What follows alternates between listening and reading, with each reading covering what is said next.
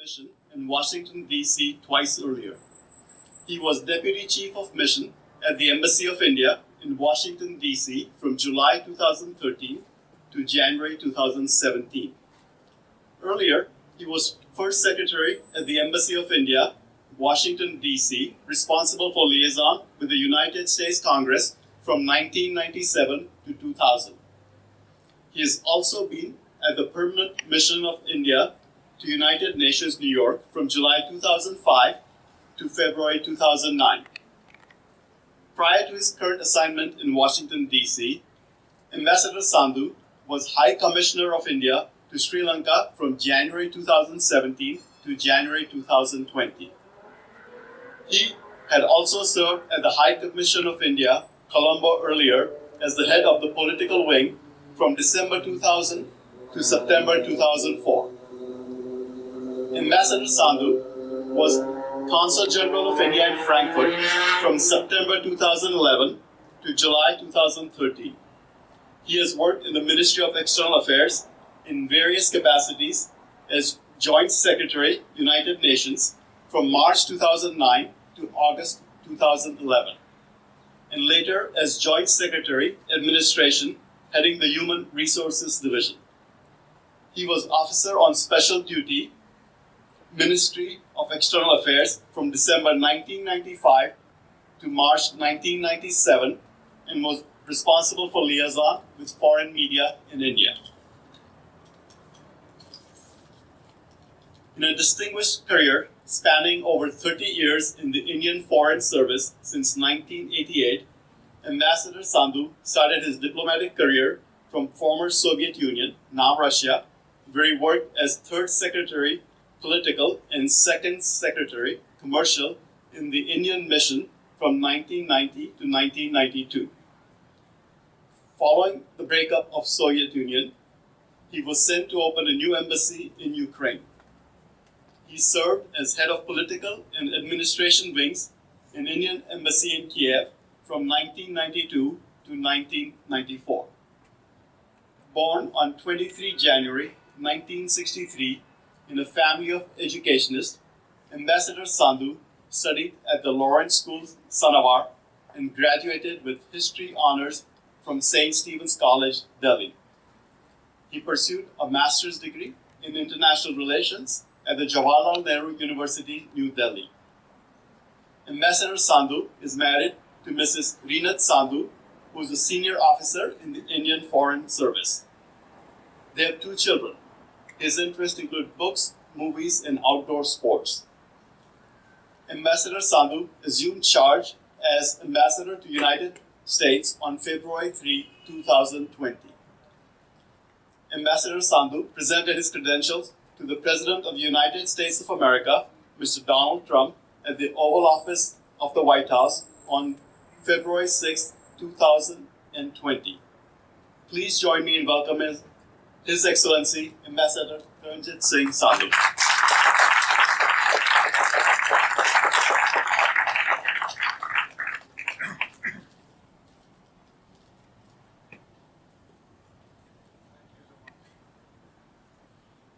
Thank you so much. As you can see that the world has changed ever since I presented my credentials. That's how quickly. So when you were going over my CV, I was also reliving all the years which I've spent at different places. But what a beautiful city, what a beautiful day, and as you correctly pointed out, my Consul General did, that this is perhaps my first visit out in the West Coast. So I'm delighted to be here. I'm thankful to all of you, the cream of the city. You are representing different organizations. You have all been so successful in your respective areas that I'm truly indebted to the fact that this afternoon you actually found time to come in here. Let me first start by thanking all the 3 congressmen, Congressman Issa, Congressman Peters, Congressman Levin, all the other prominent representatives for coming here. I've of course had an opportunity to interact with each one of them in a different way, but coming in and coming to this fantastic ship, I mean, I could actually, reading about it is one thing, and actually coming and seeing it, very, very different. And of course, hopefully, next time I'm around, I'll match it whenever it's sailing out for the day. I can get a trip in that. So thank you so much. Now, as I mentioned initially, it's correct. I've had almost 2.5 decades, if not more, of experience of United States-India relationship. And the relationship has grown. And here I may permit me to mention that the US Congress played a very critical role, and it's bipartisan. When I came for the first time in the late 90s, it was the US Congress which actually saw the potential of our relationship. And very strongly, I recall a number of people over the years. When I was speaking to Congressman Isa, I was sharing many of the chairmen who are heading different committees were actually freshmen in 97. So if you look into, I'm not going to go into names, but the relationship has been steady and upward. And why not? We are both democratic polities. The most important aspect is that we can actually sit across and talk about our differences and resolve them. That's the strength of the United States, and that's the strength of India. And I think nothing was more reflective than the recent spurt we had in COVID-19. Our cooperation over this time around was amazing. The administration came out big time, starting from the president himself. He picked up the phone and called the prime minister and said that, look, we stand shoulder to shoulder. Tell us what you require. And also reminded that a year ago, when the situation had struck, India helped out with medicines. Whatever the United States asked us, despite the huge requirements back home, we ensured that they were supplied. Just to give you an example, one of the first cities when it became normal I visited was Philadelphia, because the mayor had picked up the phone at that time and asked us on 2 million masks. We ensured that they were provided from India. That's the kind of a strength which we have. So the US administration ensured 7 plane loads, one after another. The US Congress, whether Republicans, whether Democrats, different caucuses, Hispanic caucus, Black caucus, progressives, as I said, Republicans, I can name them. All of them came out in support. We had nearly 250 congressmen and senators tweeting out, speaking out, and expressing solidarity with India. The business, industry, $350 to $400 million worth stuff was provided, whether it was oxygen, whatever was required. And finally, the people in the United States, particularly the diaspora, I know each one of you connected with your relatives, with your areas. So that was reflective of the kind of relationship there is.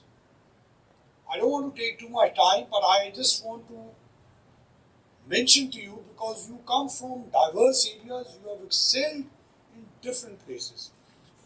Right across the COVID, I felt so proud whenever one would on a television, one would see an Indian origin doctor telling us about the COVID. Of course, Dr. Fauci was always there, and I still listen to what he says, but whether it's Dr. Gupta or I don't have to name people. That's the kind of strength the Indian diaspora brings in the United States. You excel in your area and you bring value. I often mention we have the Chancellor here. India has today 200 million, 200,000 Indian students. 3/4 of them are in STEM areas. Many of them go back and they are the important bridge. Again, I'll give you one example.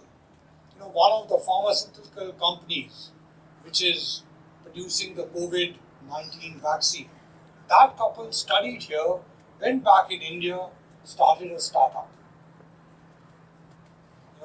You are aware of, during about 5 years back, United States and India collaborated on another vaccine for another virus called rotavirus. The cost of that after that collaboration came down from $60 to $1. That's the kind of strength when we come together, we can bring in. So, whether it is the strategic relationship, and today's world requires United States and India to come together. You are all aware of the Quad initiative, which started off in George W. Bush's time, which deepened during President Obama's time, further deepened during President Trump's time, and the first summit was held in the first 100 days of President Biden, in which Australia, United States, India, and of course Japan. And how are we coming together? Again, I will give you one example. We are coming together to produce vaccines. It's US technology, Japanese finance, Australian lift capacity, and Indian production capability. 1 billion of them will be produced and supplied to Southeast Asia. And I don't have to explain to you the challenges which United States and India face together. So that's one part. Then in the healthcare, we have in medicines, in vaccines, in affordable healthcare, what we talk of. And finally, in third countries. Just remember that 2.5 months earlier, India had supplied 65 million doses to 85 countries, which included 35 in Africa, 12 in Latin America, 12 in CARICOM, both your neighbors, Canada and Mexico. And we'll be back. We have faced a very difficult situation, but today it's down. The recovery rate has reached 97.5%. The cases are down to 1/6. Hopefully we will come out of it. And that's what this pandemic has taught us, that it's unprecedented, unpredictable. And we need to be working together, which we are. We have 7 vaccine candidates in which United States and India is collaborating, including one which will be nasal. So you can see how much of scope there is between our countries. And that brings me to another baskets in which United States and India are working together, great potential. That is IT, digital, startup, and innovations. California, I don't have to explain to you. You are the front leaders of technology. India too. And increasingly, it's been a digital world that's become part and parcel of our future economic models. So that's a scope again we have. Then of course, in energy sector, we have tremendous requirements. Whether it's LNG, whether it's renewables, solar, United States has the expertise of battery technology. I'm touching these to give you the potential of our relationship. And last and not the least, what I call is knowledge and education partnership. There's a famous chancellor here. I've spoken to 70 chancellors and presidents of universities. There are 4 things they are very enthusiastic about. 1, more Indian students should come here. 2, establishing campus-to-campus relations. Then we have now additional scope of digital education, where universities can link up, trainings can be done. So that's the kind of potential which our relationships have. And finally, not taking too much time, I again want to thank all of you for coming this afternoon. And it's not a full visit, I agree. We have an important defense engagement tomorrow. We are picking up top-class US helicopters. In fact, the United States has stood with us in our recent challenge, especially in the last 1.5 years. I can tell you the kind of support I got in the US Congress and India received is something which has certainly gone down well with us. So once again, thank you to all the congressmen. I know it's been a busy day. I don't want to hold you up too much. Wish all of you, all who have come here, stay well, stay safe, and your families stay happy. Thank you very much.